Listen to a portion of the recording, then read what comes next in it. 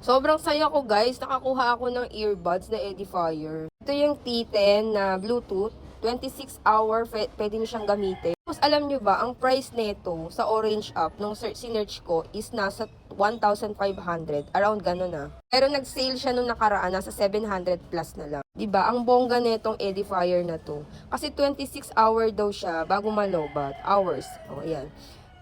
Ito yung T10 na true wireless earbud. Kaya lang, putik pagbukas ko ng box niya, ang laman niya ito. Tapos nakaganyan lang siya.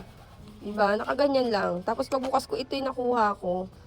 Medyo gasgas pa siya. Yung alam mo nang, ayan Ang masaklap pa nun, hindi pa gumagana. Sinarge ko siya. Kaya 'di ba nakakayamot, nakakabuisit. Ito yung literal na pera na naging bato pa. Ayan.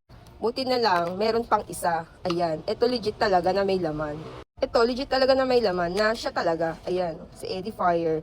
So, ngayon, sayang sana, no, kung dalawa sila. So, mabibenta ko siya ng mga around 400 to 500 pesos. Ito, ayan siya. Tapos, gumagana rin siya. Ayan, original, legit to, mga ate ha. Si Edifier, kahit i-search siya ngayon, nakasale siya sa Shopee ngayon. Pero ito si Edifier kasi is international brand siya. So, kaya medyo pricey talaga siya.